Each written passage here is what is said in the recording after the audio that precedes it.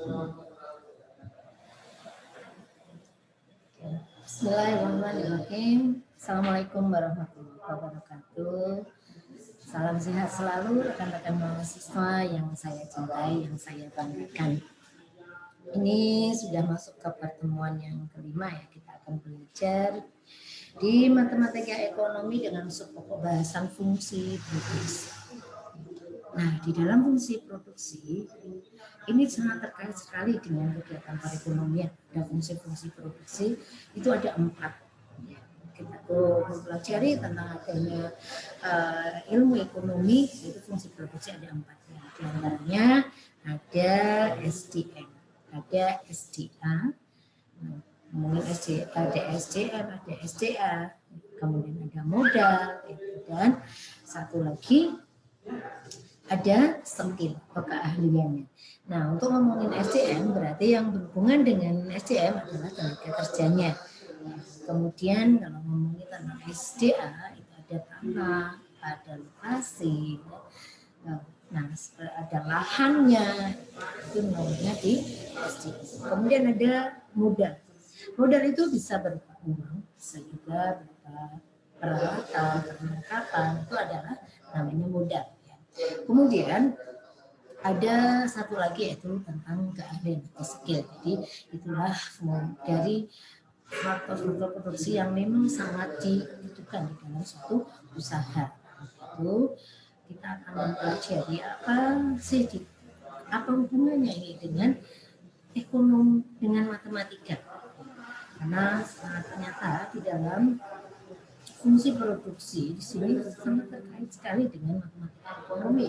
Kita itu di sini banyak sekali rumus yang akan kita masukkan di mana fungsi produksi I, F itu ada beberapa variabel. Nah, ini kita akan tahu terlebih dahulu tentang pengertian daripada fungsi produksi. Apa sih fungsi produksi? Nah, kalau produksi kan prosesnya, di mana proses pembuatan mengomunikasikan faktor dari produksi. Ngomongin faktor produksi itu yang input bisa menjadikan output atau hasil. Nah, hubungan antara output dan yang dihasilkan dengan input atau jumlah banyaknya yang menjadi bahan baku ini disebut dengan fungsi produksi. Nah, kalau keseluruhannya berarti ada namanya fungsi produksi total. Nah, ini adalah variabel-variabel yang ada di dalam fungsi produksi.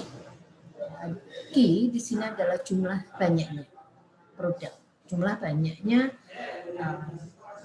barang atau juga jasa. Kita ngomongin produk itu ada barang dan jasa. Kemudian dari fungsi produksi ini terdiri dari tenaga kerja, modal, tanah, dan skill. Ya, seperti tadi. Jadi ada SDM, tenaga kerjanya, kemudian ada modalnya, dan ada SDA, sumber daya alamnya di sini adalah tanah atau lokasi, kemudian ada B sebagai keahlian. Persamaan dari fungsi tadi ini menunjukkan keeratan hubungan antara variabel-variabel tersebut. Yang dikatakan kalau fungsi produksi adalah variabel lintas independen. Tetapi kita akan membahas fungsi produksi itu satu input variabel, di mana di sini misalnya tenaga kerjanya saja berarti Q sama dengan fungsi kali L. Ya, jadi di sini ada bahwa jumlah banyaknya produk, yaitu di sini barang dan jasa, itu sama saja dengan tenaga kerjanya. Nah, dari persamaan tadi, ya, fungsi produksi total tadi dari tenaga kerja, di sini dirumuskan bahwa ada marginal product of labor yang dikurangi dengan produk rata-rata. Nah, jadi kalau ngomongin ada rata-rata, maka munculnya timbul yang namanya produk marginal dari tenaga kerjanya. Untuk rumusnya adalah MPL sama dengan delta TP per delta L sama dengan delta Q per delta L. Jadi kalau ini dipanjangkan bahwa delta TP itu adalah TP2 dikurangi TP1 dibagi dengan L2 dikurangi L1 sehingga didapatkan delta Q per delta L.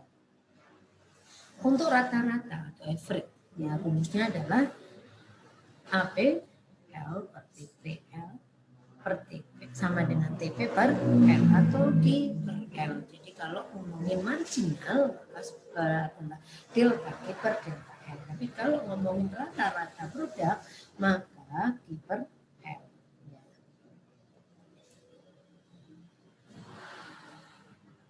Lanjut untuk fungsi produksi, di mana di sini ada contohnya. Di sini ada tenaga kerjanya ada 12 dengan produk total per orang bisa dilihat untuk produksi totalnya, kemudian ada rata-ratanya per orang dan di sini ada MPL-nya. Ini contohnya ya, orang kalau di situ tidak ada tenaga kerja maka yang diproduksi adalah 0. Di mana rata-rata juga akan 0. Kalau di sini digunakan tenaga kerja 1, produk totalnya ada 10 unit misalnya. Kemudian rata-ratanya 10 karena masih dibagi 1. Ya, kalau tenaga kerjanya ini sudah ditambah lagi jadi 2, ternyata produksi totalnya ada 30. Maka rata-ratanya ada 15. 15 dari mana? 30 dibagi 2 orang. Gitu ya, tenaga kerjanya 2 orang. Sehingga 15. Nah, untuk produk marginal MPL itu ada 20. 20 itu dari L kali Q. Ya. Nah, selanjutnya. Jadi sinerginya berapa nih? Berapa nanti ke pengetahuan. Misalnya di sini diurutkan, maka di sini akan didapatkan dan seterusnya ya. Oke, sehingga kalau kita lihat bahwa rata-rata dari APL ini itu mengalami kenaikan dan juga penurunan. Ya, jadi kalau kita itu mau mempelajari ini seperti hukum the law of diminishing return. Ya, semakin ditambah fungsi produksinya itu akan semakin ke tingkat maksimum. Tapi jika ditambah lagi tenaga kerjanya, di sini hasilnya akan mengalami penurunan. Nih, awal mulanya kalau kita lihat dari dengan tenaga kerja itu ditambah dari 1, 2, 3, 4, 5, 6, 7 itu mengalami penaikan terus sampai ke 7 ini hasilnya itu produksinya mengalami penaikan. Tetapi pada saat perusahaan itu menambah tenaga kerja dari tambahin lagi 8, siapa tahu nih hasilnya mengalami kenaikan, tapi ternyata malah mengalami penurunan produksi karena kebanyakan tenaga kerja yang dipergunakan. Ditambah lagi ternyata hasilnya mengalami penurunan, ditambah sampai itu ke titik negatif. Di situ kembali lagi. Jadi sesuatu itu apabila kita menambahkan secara terus-menerus pada titik maksimum, apabila masih ditambah lagi dari fungsi produksi yang lain, sedangkan lahan itu tetap saja gitu, luasnya tetap gitu, tapi kita tambahin terus pasokannya, maka hasilnya akan mengalami penurunan. Jadi kalau kita ibaratkan ini ada tanah, seluruh tanahnya 1 hektar. Tenaga kerjanya ya pertama adalah ada 2 orang, kemudian di hasilnya karena tenaga kerjanya 2 orang hasilnya sedikit, ditambah lagi 3 hasilnya lumayan bertambah dengan lahan yang tetap. Nah, jadi variabel yang lain itu tetap dan yang lainnya itu ada penambahan, lahannya tetap, ditambahin lagi tenaga kerjanya gitu. Kemudian ditambahin pupuk lagi, maka pada tingkat maksimum, sudah maksimum jangan ditambahin lagi nih. Kemudian misalnya tadi lahan 1 hektar dikasih tambahan pupuk, saat pupuk itu ditambahin meningkat, tambahin lagi meningkat. Tapi pada saat titik maksimum maka dia akan, kalau ditambahin lagi ternyata hasilnya akan mengalami penurunan karena lahan yang luasnya tetap, tidak ada penambahan, tetapi pupuk yang dimasukkan itu sangat banyak sehingga hasilnya akan mengalami penurunan. Itu di fungsi produksi ini. kita lihat ini ada 3 tahapan seperti tadi ya, saya singgung. Ini dimulai dari titik 0, asalnya adalah 0. Nah, kita lihat nih untuk gambar yang pertama yang atas itu adalah total produksi. Total produksi jika ditambah mengalami penambahan itu mengalami kenaikan hasil. Tapi pada saat sudah di titik maksimum, di sini ada titik 8, dan ditambah lagi tenaga kerjanya ternyata mengalami penurunan dan malah sangat menurun, gitu. Sehingga hasilnya juga akan negatif.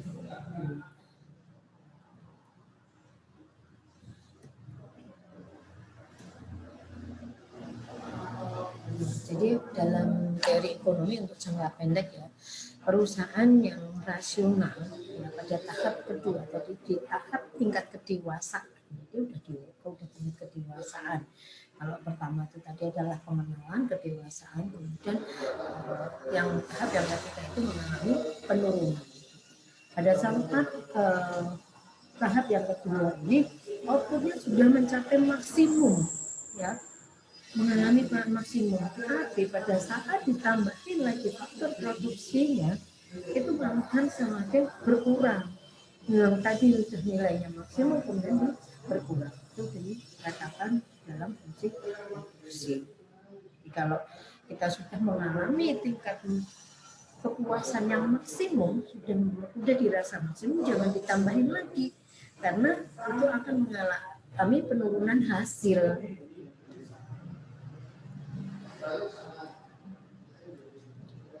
Lanjut untuk bentuk fungsi produksi. Kalau fungsi produksi tadi adalah mempunyai sifat jangka pendek. Di sini ada fungsi kuadrat. Fungsi kuadrat, kemudian ada fungsi pangkat 3, fungsi dari ketiga fungsi ini tadi yang paling ideal adalah yang fungsi pangkat 3. Oke, kita lanjutkan di sini. Fungsi produksi yang memiliki tahapan yang 3, tahap 1, 2, dan 3, jika dibuatkan rumus didapatkan seperti ini. Bahwa A sama dengan I sama dengan A plus B plus C L kuadrat min 3 L pangkat 3. Jadi kalau nanti ada rumus seperti ini, kita juga akan menggunakan fungsi turunan ya, untuk penyelesaiannya. Kita lihat nih bahwa A itu adalah diasumsikan suatu konstanta, ini 0. Nah, dengan teori ekonomi, jika tidak ada input, maka ini juga tidak ada output. Ini untuk grafiknya sama dengan tadi, kurvanya dengan yang di atas tadi, bahwa di situ ada penambahan. Jadi di sini ada tahap 1 itu tahap pengenalan, tahap 2 itu tingkat kedewasaan, dan yang tahap ketiga adalah tahap penurunan. Kita lanjutkan lagi bentuk lain daripada fungsi produksi. Kalau tadi itu ada pangkat 3, ya, sekarang ini nggak ada nih, jadinya I sama dengan alfa plus B min CL kuadrat. Katakan bahwa alfa ini adalah 0 dan seterusnya. Nah, kalau kita lihat di sini ya,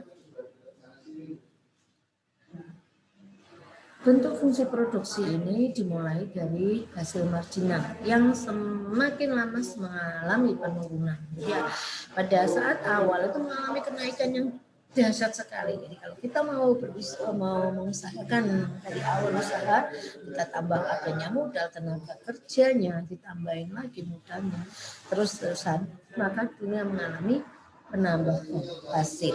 Tapi pada saat titik maksimum, tapi masih sudah ditambahkan, maka itu akan mengalami penurunan hasil yang sangat terlihat sekali.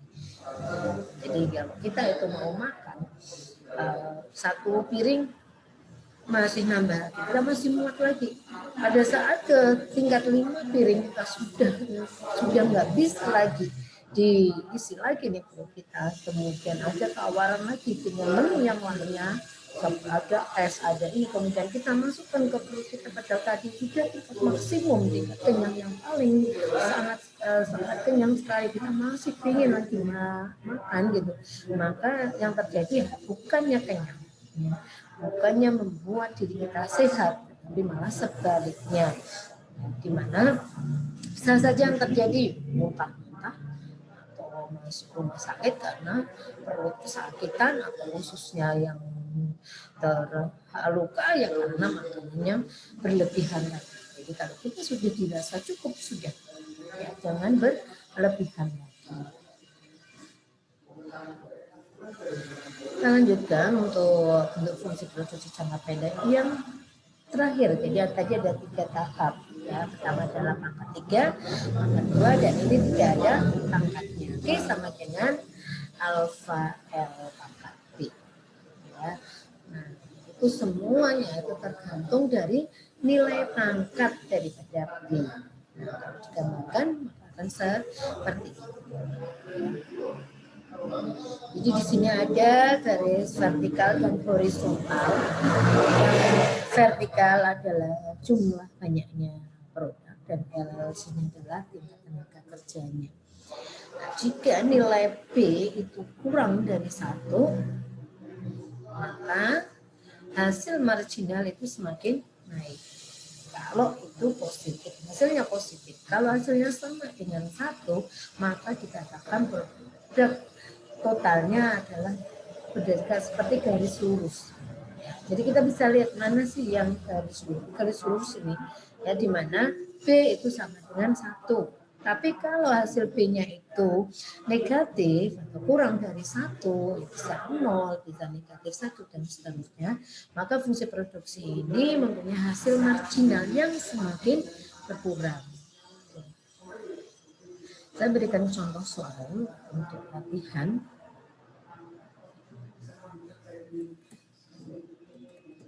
Oke, ini materinya.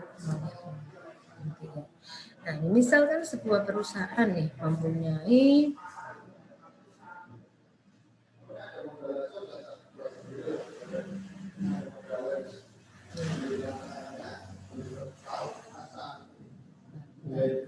ini ada gambar sedikit ini ke contoh. Misalnya sebuah perusahaan di sini mempunyai fungsi produksi untuk jangka pendek.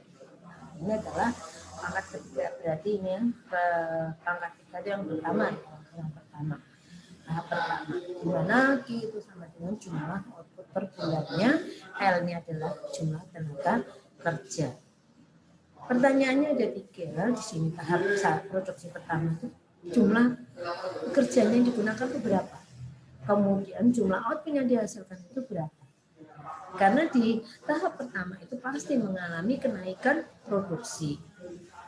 Nah, nanti dihitung kenaikan produksi itu di tahap pertama itu berapa tuh tenaga kerja yang digunakan.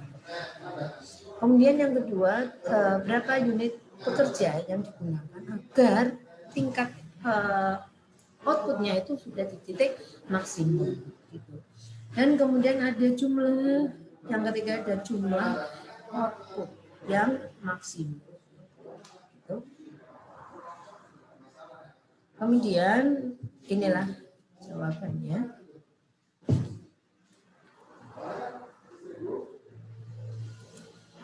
Ya.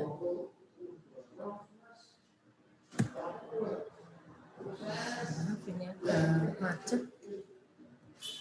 Saya ini untuk penyelesaiannya ya.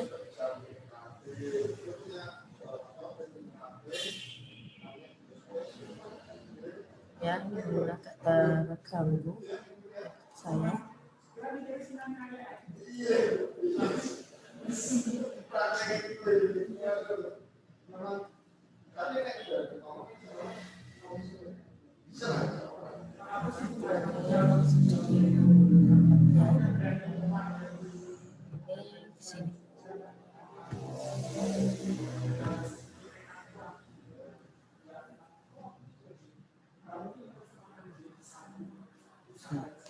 Nah, produksi yang pertama itu jumlah pekerjanya kalau ngomong rata-rata berarti ada average APL, rumusnya adalah TP per L. Udah terlihat bahwa tadi ada 132 L kuadrat, 30 L kuadrat min L pangkat 3. Nah, itu nanti semuanya dibagi L ya. L yang pertama dihilangkan sehingga didapatkan 132 plus 30L min L kuadrat. Nah, kita masukkan itu untuk rumusnya mencari nilai titik maksimum adalah kita harus tahu nih untuk koefisien produk momen juga bisa digunakan, yaitu rumus min B per 2A min D per 4A. Kita masukkan ke rumus tersebut. Ya. Nah, sehingga didapatkan nilai 15,36 ya. Dilanjutkan untuk mencari output maksimum. Kita bisa melihat berapa sih tenaga kerja yang dibutuhkan untuk mencapai nilai maksimum. Ternyata setelah dihitung ya, dengan marginal produk dari labor itu dihasilkan untuk mendapatkan ini ada L1 itu negatif 2 dan menggunakan L2 itu 22. Jadi jumlah pekerja yang digunakan untuk mencapai tingkat yang maksimum adalah 22 tenaga kerja. Jumlah output yang maksimum tinggal dimasukkan aja ke rumus yang atas itu ya, ada bahwa didapatkan rumus yaitu ada 132, masukkan nilai L-nya sehingga didapatkan hasil ya 6,776 unit. Gitu.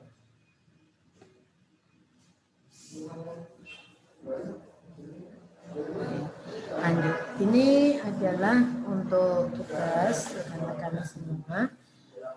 Nggak sulit ya, tinggal seperti tadi cara pengerjaannya. Ya, rekan cuma disuruh ngisi yang ada di dalam kolom, dihitung, dimasukkan ke dalam tabel tersebut. Kemudian yang kedua di sini rekan-rekan sama pertanyaannya dengan di atas nih ya. Jadi disuruh mencari yang seperti ada di contoh soal di atas seperti itu. Begitu sekiranya materi untuk fungsi produksi ya.